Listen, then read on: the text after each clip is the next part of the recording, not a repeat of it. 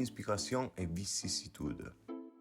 Les inspirations du surréalisme sont à rechercher au XIXe siècle, à partir de Rimbaud, qui transcrit les hallucinations provoquées par le dérèglement de sa vie, et Baudelaire, qui descend au fond de l'inconnu pour trouver du nouveau.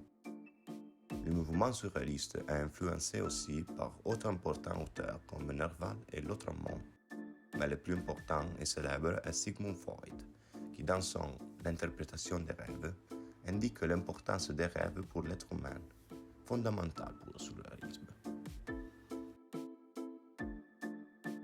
À la fin des années 20, le mouvement surréaliste est tenté par le marxisme, mais l'attachement des surréalistes à l'indépendance d'esprit est trop fort. En 1929, Breton publie le second manifeste du surréalisme, qui porte à l'exclusion des figures comme Picabia, Desnos, etc. En 1939, à l'occasion de l'exposition internationale à Paris, le surréalisme est consacré comme l'un des principaux mouvements de l'époque, position qu'il maintient jusqu'en 1966, année de la mort de son fondateur, Breton, qui marque également le déclin inexorable du mouvement surréaliste.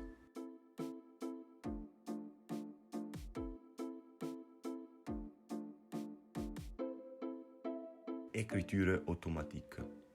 André Breton souligne comme, en éliminant la subjectivité consciente, il veut concrétiser cette nouvelle conception de l'écriture. Ce processus se base sur l'écriture fondée sur l'impulsion du moment, et il impose à l'auteur de ne pas avoir la tentation de lire ce qu'on écrit.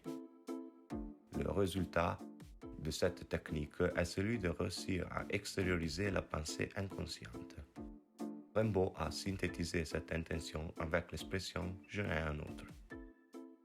Breton rompt en 1935 avec le Parti communiste français, car il n'approuve pas l'idéologie stalinienne et lutte contre le réalisme social. L'art est censuré en faveur du développement d'un art de régime. La révolution continue est l'une des bases du surréalisme et consiste dans une réinterprétation de l'idée marxiste dans la révolte absolue de Rimbaud.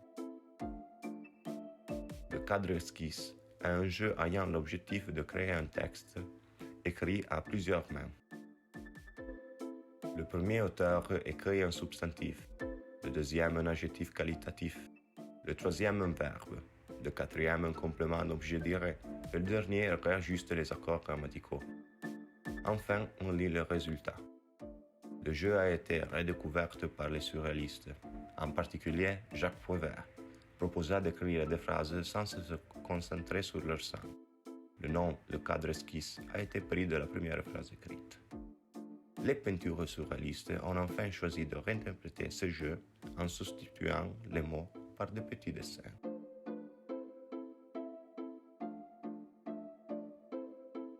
André Breton. André Breton est né à Tinchebray en 1896 en tant que poète et théoricien du surréalisme, qu'il favorisa par la rédaction des affiches et par la rédaction de revues, d'expositions et de rencontres. Il fut l'élève du philosophe André Cresson.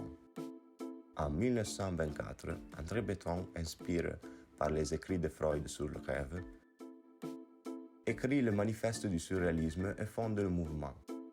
Dans la première partie du texte, l'auteur essaie de donner une définition précise au courant et revendique la puissance du rêve sans aucune contrainte culturelle, religieuse, morale et sociale. Breton critique avec virulence le style descriptif et d'information du roman réaliste. Il écrit cependant de nouvelles autobiographiques, Naja et l'amour fou, qui contribuent au renouvellement du genre.